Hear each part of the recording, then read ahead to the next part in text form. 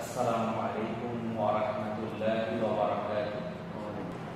আব্দুল্লাহ ইবনে আব্বাস রাদিয়াল্লাহু তাআলা আনহু থেকে বর্ণিত, রাসূলুল্লাহ সাল্লাল্লাহু আলাইহি সাল্লাম এক ব্যক্তিকে উপদেশ দিয়ে বললেন, পাঁচটি বস্তুকে পাঁচটি জিনিসের পূর্বে গনিমত হিসেবে মূল্যায়ন করা।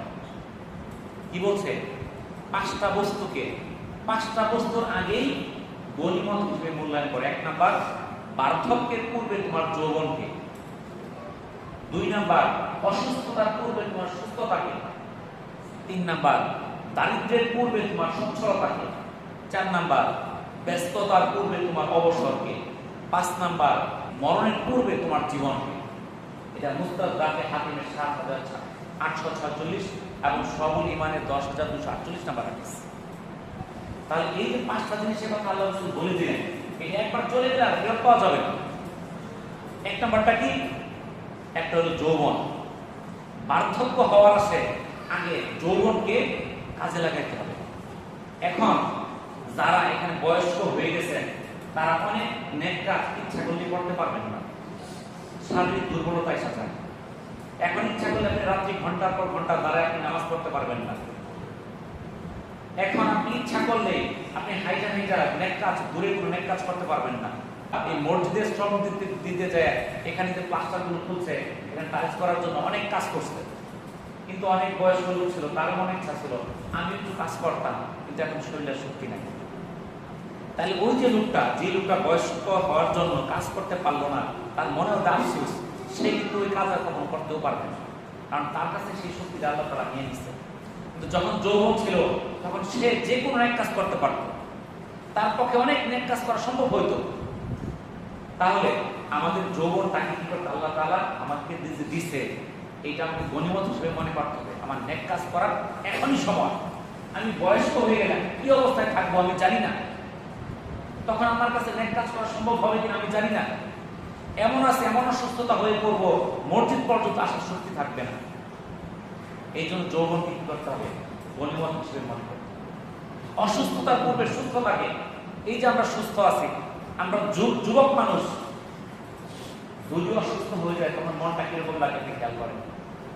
তখন ইচ্ছা করলে কিন্তু তখন নিজেকে কিছু করা যায় না, কিছু জটিল রূপ হয়ে যায়।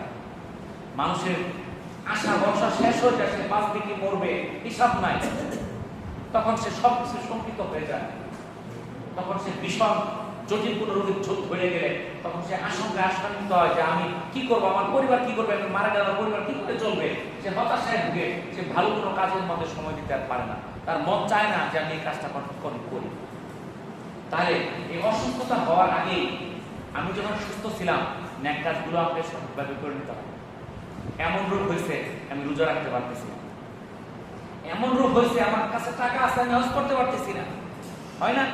অনেক বয়স্ক লোক টাকা আছে, সুস্থ ছিল, তখন সে হজ করে নাই, বলছে আগামী বছর করবো, তারপর বছর করবো। এমন অসুস্থ হয়েছে তার পক্ষে আর হজ করা সম্ভব না। তাহলে অসুস্থতা হওয়ার আগে যখন সে সুস্থ ছিল তখন তার নেক কাজগুলো করতে হবে।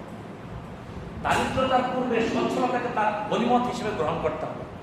আপনার কাছে টাকা আছে আজকে ১০০, ইচ্ছা করলে আপনি ১০ টাকা দান করে দিতে পারেন, কালকে নাও থাকতে পারে। অনেক ব্যক্তি আছে তার হজ করার মতো অনেক টাকা ছিল, কিন্তু কোনো কারণে সে দরিদ্র হয়ে গেছে, এখন তার পক্ষে আর হজ করা সম্ভব না।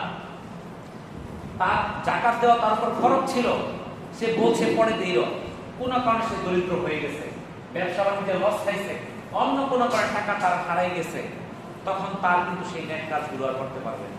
এই জন্য যখন সচ্ছলতা থাকবে, হাতে টাকা থাকবে, তখন আপনি কি করেন? এই সচ্ছলতা ব্যবহার করেন নেক কাজের জন্য। ৪ নাম্বার, ব্যস্ততা আসার আগে অবসরকে কাজে লাগান। দেখেন যখন আমাদের অবসর থাকে, কোনো কাজ থাকে না, আমরা চার দোকানে বসে বসে টিভি দেখি, কিংবা বন্ধুদের নিয়ে আড্ডা দিই, খেলাধুলা করি, বেড়াইতে যাই, ঘুরতে যাই। কিন্তু যেই সময়টা অবসর, সেই সময়টা তো আল্লাহ তাআলা আমাকে দিয়েছিল একটা গনিমত হিসেবে, তুমি নেক কাজ করো। আজকে কাজ নাই, আমার সে কোনো কাজ নাই, আমি আজকে ইবাদতে মগ্ন হয়ে যাই, একটা নফল রোজা রাখি, আমি নফল নামাজ আদায় করি, আমি কিছু ভালো কাজ করার চেষ্টা করি, আমি মসজিদে একটু শ্রম দেই, মসজিদটা ঝাড়ু দেই, মসজিদটা পরিষ্কার করি, বাথরুমটা পরিষ্কার করি, মসজিদের সামনের যে বারান্দাটা আছে এখানে পরিষ্কার করি, গাছের পাতা পাতা পড়ে রয়েছে, এটা তো টাকা লাগে না পরিষ্কার করতে। আপনার একটা সময় আছে, আপনি দৌড়ে চলে আসেন মসজিদের মধ্যে, আপনি ভালো কাজ দেখেন কোনটা করলে করা যায়, এখানে যান। আপনার সময় যদি থাকে ওই ফাঁকা সময়টা এই সকল ক্ষেত্রে কাজে লাগান। কিন্তু ফাঁকা সময় পাইনি আমরা টিভির কাছে চলে গেলাম, মোবাইলের কাছে চলে গেলাম, এটা তো নেককারের কাজ হলো না। 5 নাম্বার, মরণ আসার পূর্বে জীবনকে মূল্যায়ন করে। আমি যখন মারা যাব আমার দ্বারা কোনো নেক কাজ করা সম্ভব হবে না, আমি কোনো নেক কাজ করতে পারবো না মারা গেলে। কিন্তু যতক্ষণ আমার জীবন আছে আমার পক্ষে নেক কাজ করা সম্ভব, আমার পক্ষে 5 ওয়াক্ত নামাজ আদায় করা সম্ভব, রোজা রাখা সম্ভব, দান সদকা করা সম্ভব, যে কোনো ভালো কাজে যুক্ত হওয়া সম্ভব। কিন্তু যখন আমি মারা যাব আমি সব বুঝবো, কিন্তু আমার দ্বারা কোনো নেক কাজ আর করা সম্ভব হবে না। তাহলে আমাদের কি নেক কাজগুলো করার এখন সময় না? কোন সময়? সময় কোনটা? এখন। কারণ এখন আমার জীবন আছে, আমার মারা গেলে আমার কোনো নেক কাজ করার সুযোগ থাকবে না।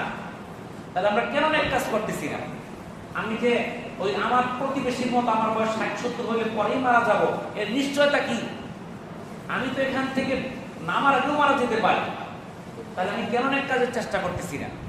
আমার তো জীবনে কোনো নিশ্চয়তা নাই, গ্যারান্টি নেই কতদিন বাঁচবো। আর যে আলোচনাগুলো করলাম আল্লাহ তাআলা আমাদেরকে আমল করার তৌফিক দান করুন। আমিন। ওয়া আখিরু দাওয়ানা আলহামদুলিল্লাহি রাব্বিল আলামিন।